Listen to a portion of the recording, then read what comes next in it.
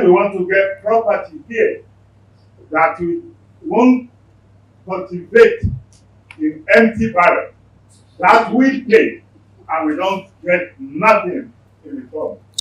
Fortunately, I'm very close to the Black American business people and developers. And I think before COVID, the main Sanwo-Olu came to the US to ask for people of business. And unfortunately that I was there as one of the people that he spoke with. Now I want to see how you can make it that we will have confidence in Nigeria when we're talking of real estate. Because we have big real estate developers that they are invested in Nigeria real estate. I was invited to Nigeria Embassy last year. They urged me to use my influence to bring business people to Nigeria. Where our problem started from is the consulate, where they can't get visa because they contacted visa to a private company. So now, if you can advise them, so I carry the message home that we are safe to do business with Nigeria or Africa particularly, that these are the list of people we can deal with, that we can sleep without open one eye. Okay. All right. Thank you very much, sir. Thank you very much, Reverend. We appreciate your question. It's always a germane concern because these are investments that we're talking about here. I think you are already in the right space. You're already in the right space.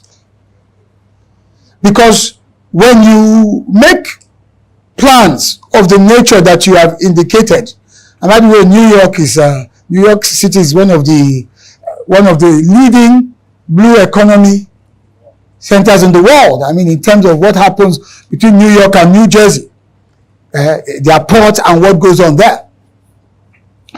So you've come to the right place in terms of a professional, having access to the right professionals to guide you in that.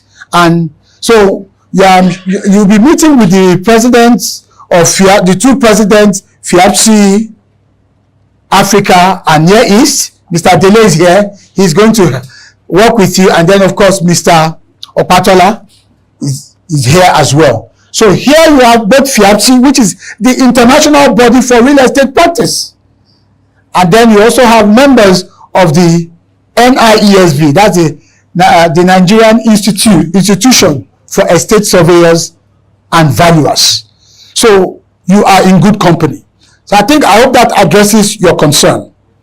Before I leave, I want to reference something I watched 2 weeks ago on television. It was in Enugu State. The governor of Enugu State and the owner of Landmark. Gentlemen, that's a man that understands what is under that blue rug. That's a man that understands the blue economy. I've never met him. I just saw it, and by the time I turned to it, I saw the governor, and what I could hear was Nike Lake Resort, and I saw Landmark. I didn't need to watch it any further. I could establish what was about to happen. And that's also a governor. That's why I said, go to the governor. The governors are the key to the blue economy. Let's be clear. Yes, we will eventually have a national policy. It's taken a while in coming. We had started that some 3 years ago from NIMASA to the ministry then, and then under the chairmanship of the then vice president. We had a couple of meetings, but then of course, the tenure elapsed or ended, and then here we are. So we will get there.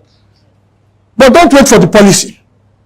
Write your own policy and start to execute and then converge. There will be a convergence. But if you wait for the policy, it comes in 10 years. Uninvested resources will go latent.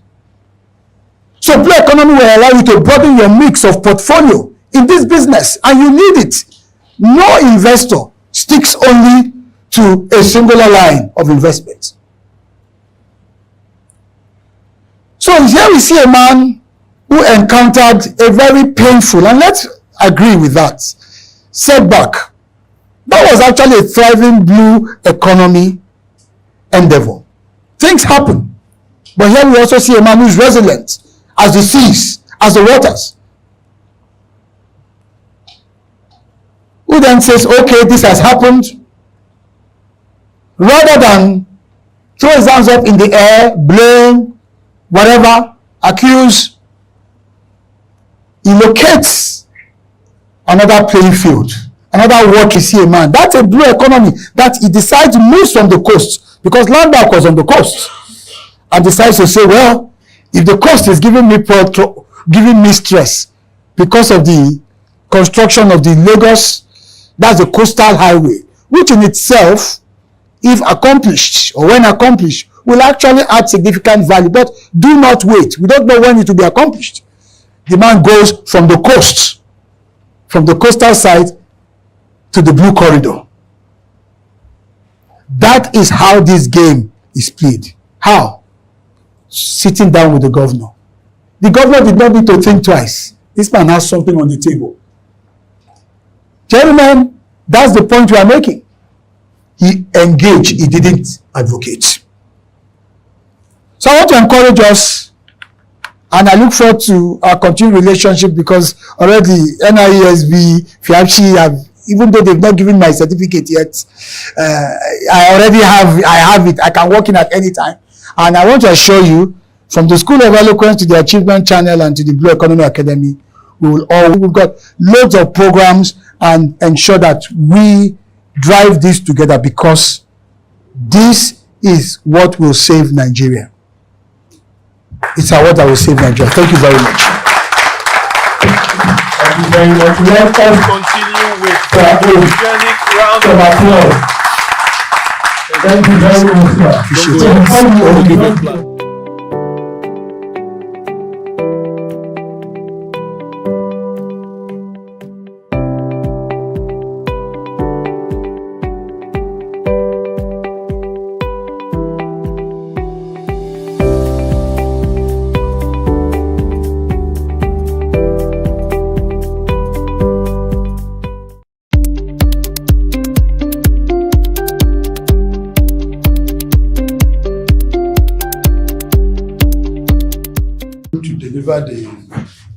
Who's going to talk with us, who will lead the discussion, let me say it that way,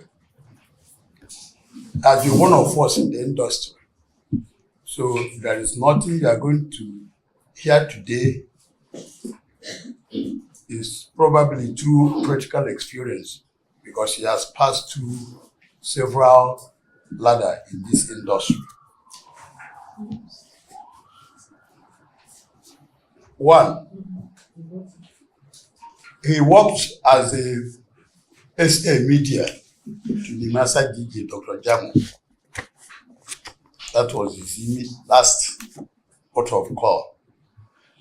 And thereafter, before then, he had a school in Lagos, a very thriving school, called School of Eloquence and Communication. I'm sure most of you have been hearing of it. That's the owner, the proprietor of School of Eloquence and Communication.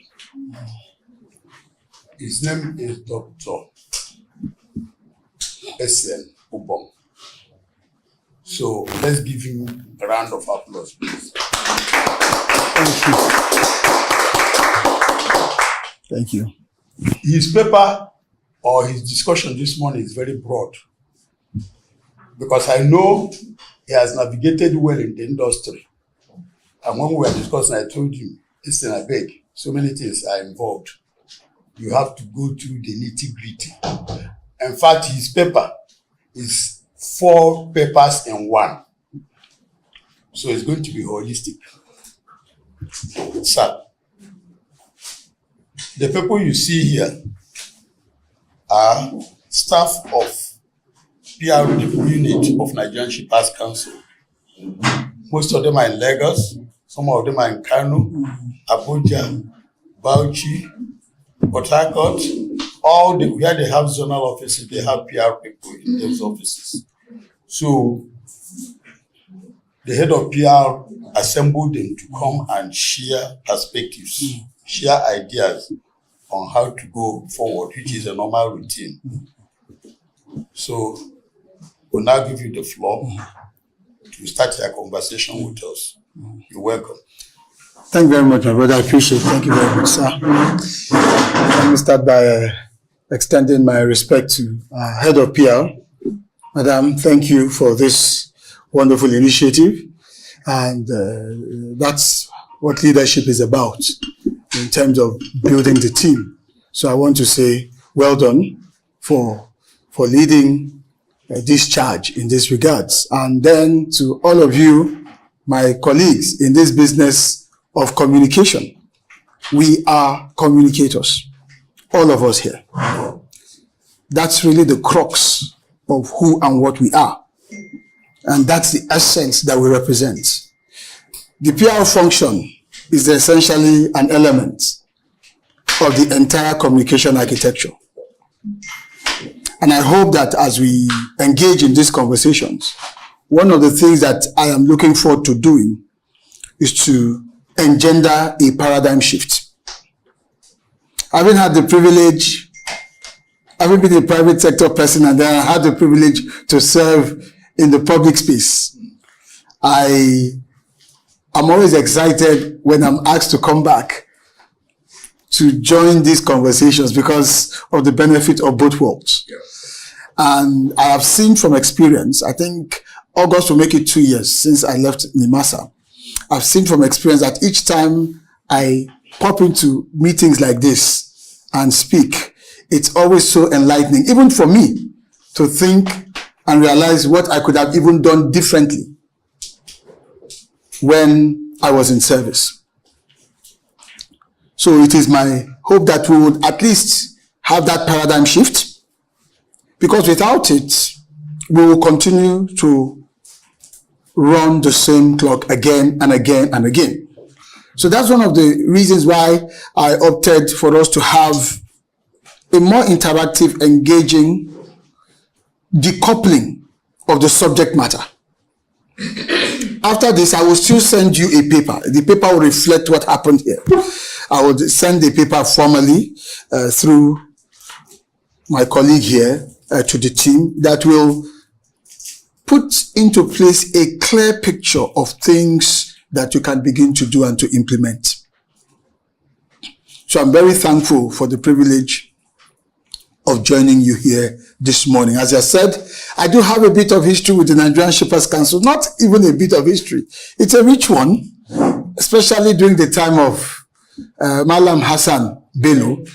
I remember that we had about 2 cohorts from the Nigerian Shippers Council come to the School of Eloquence to be trained on public speaking and presentation skills. It was, I would say, an across the agency participation. There were people from finance, people from consumer support, there were people from PR. You were in that program as well. I remember very well. It was a very good program. I remember some of the faces. I remember Monica. Is Monica still in the system? I remember Emeka Ogaba and painfully the late, no, it wasn't the PR, the late, no, not Patricia. Is it Eunice? And I've forgotten his full name. Oh, Eunice? Yes, Eunice, yes. Yeah, was in training, yes, sadly. So we do have that history of maritime. My life in maritime has been a very interesting one. I never knew that I would eventually work in maritime, but I had always supported so many people in the sector. They would come to the School of Eloquence, then we're in GRE Ikeja. We've moved to Ikoyi now, and we would just work. Little did I know that the sea was calling. And by 2020, when Dr. Jamo became the DG of NIMASA, he practically ambushed me and said, you have to come in and work. And I'm thankful as I look back to him for insisting, because I said no for 5 months, but for insisting. And I'm very grateful for that experience. And sometimes you need people like that in your life, because it gave me a whole new career in the blue economy. So I'm very grateful for that. So today we're going to converge. We're going to converge communication tactics essentially. Even though you're referred to as the PR unit, we're going to converge communication dynamics into that space in our port community system where Shippers Council operates as the economic ombudsperson. The amazing thing about the maritime ecosystem is that everybody has got their space. For us back then in the market, it was all about safety and what have you. But for you, it's pure economics. And so, as we start this conversation to engender a paradigm shift, the first thing I want you to note is that you must see yourselves as communicators, first and foremost. Why am I making this point? The typical tendency when you look at the PR architecture of a number of government agencies and entities, it's a default mode, is that yes, in terms of the PR function, we are almost always on crisis mode. Have you noticed that? We are either praying that something does not go wrong, and when something goes wrong, a lot of the times it catches us flat-footed. So we are constantly playing catch-up. We are constantly in reactionary mode. So we call the press, put out a press release. We are constantly just sending all of these information out for it to circulate. That's what typically happens. And the maritime space being such a volatile operating environment, because there are just so many players doing so many different things, from security to safety to trade, so much just keeps going on. We're here, a lot is going on. We have no clue what's going on. So our thinking must evolve into a more strategic crisis that requires communication. So we need to think broadly. Because if we keep relying on that PR mentality, most of what we'll be doing will be clean-up business. How many of you agree with me on that? It's a tendency to always clean up. So first and foremost, the paradigm must shift. You are communicators. And by that, it also means that you are strategists. You must begin to have a very strategic disposition to things. When I worked with my principal, back then, the master, I would sit down, sometimes I'll sit down with him at home and tell him, what if as we sit right now, some seafarers are being kidnapped? Right now. We don't know what's happening out there on the ICs. And we said, why are you thinking that? I said, it's my job, it's communication, what we need to anticipate, because these are part of the occupational hazards. What if, as you see it right now, there is a very serious argument or a very serious rift between port operator A and freight forwarder B? Been brewing some 3 months ago, when the vessel left China with the cargo. Because your business, really, the football in your playing field is cargo. That's the football. In your playing field is cargo. And the players, typically, your terminal operators and the shippers.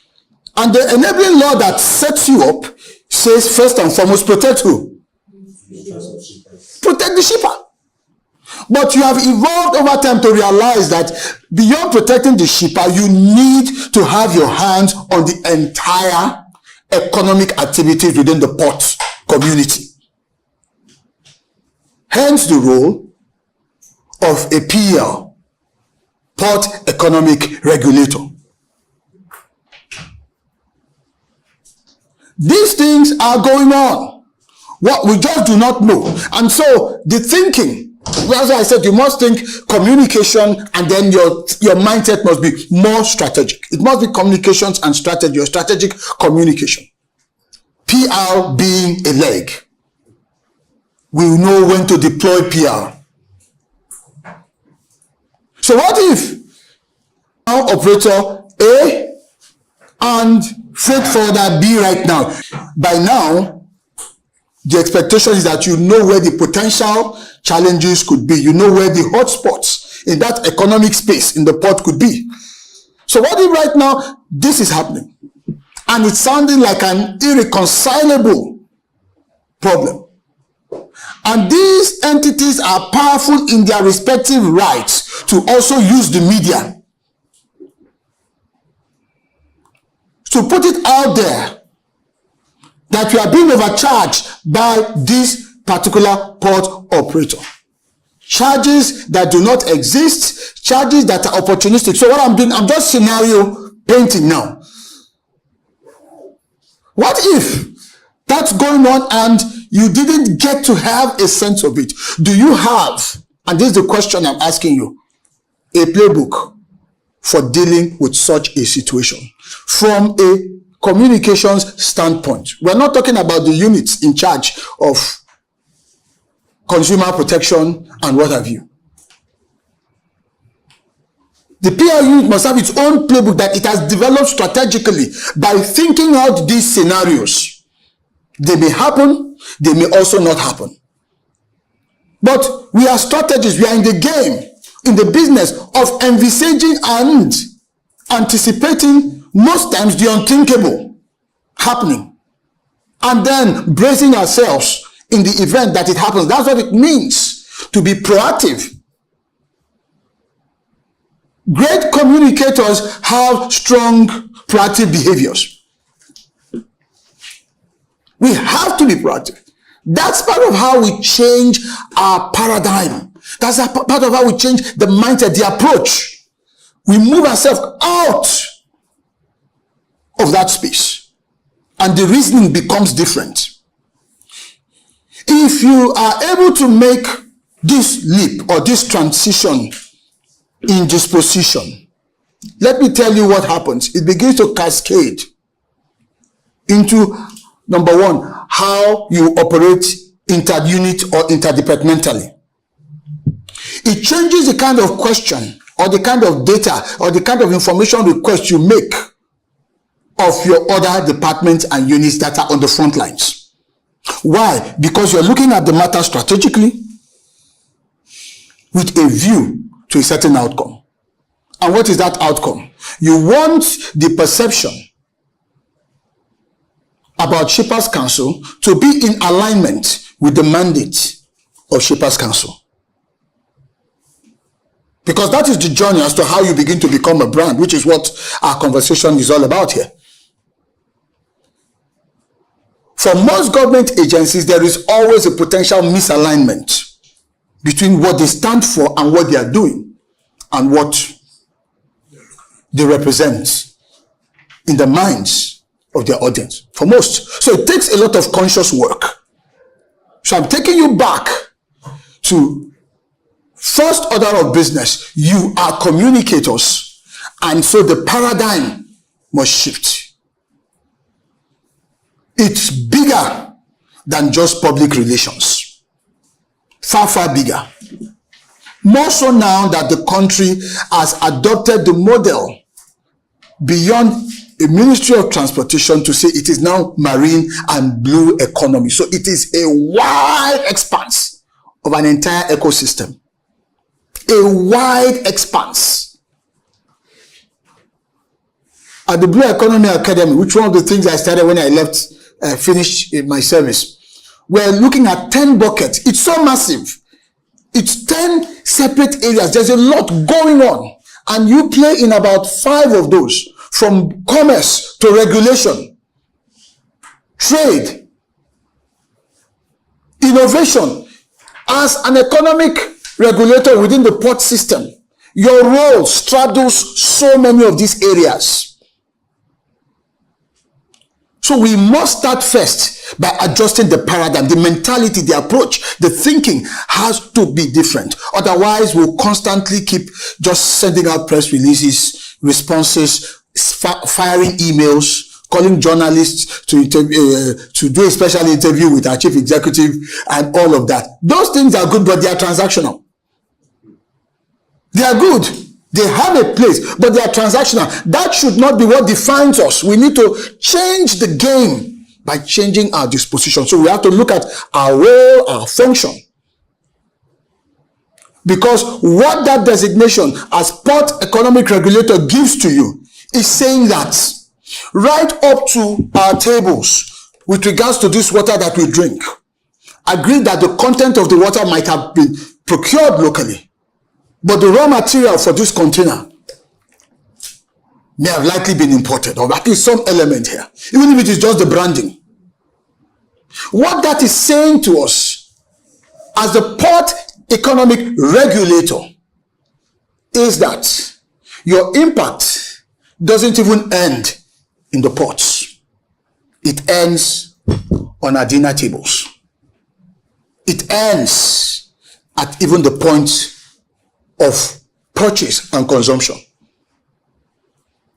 So how you regulate and how you or how Nigerian Shippers Council regulate and how you as a public relations unit or the communications arm communicates must be in alignment. And so we need to begin to roll back and challenge our current paradigm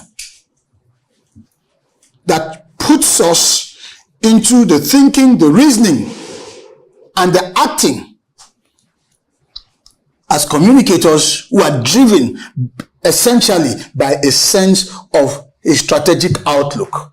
Part of it includes scenario painting. If we do that, it changes our modus operandi within the organization. That for me is the first point, or should I say the first challenge I want to lay down. And I hope that it carries on into your conversation, since this is a retreat, to ask yourselves, in what ways can we challenge how we look at things? And I say this also out of experience. Being able to change that mindset requires, as a communicator, you deal with issues either in anticipation or practically immediately as they arrive. In the media space, there's a newsroom mentality. None of you should be sleeping with your two eyes closed. None of you should be sleeping with your two eyes closed. Because, number one, we're a government agency. Number two, we are there to render services. And number three, in that your ecosystem, or in this our ecosystem, I don't know why I keep using the word there, I'm still part of, this is still my constituency. In this ecosystem of ours, the stakeholders are not they are not pushovers, they are not small fries.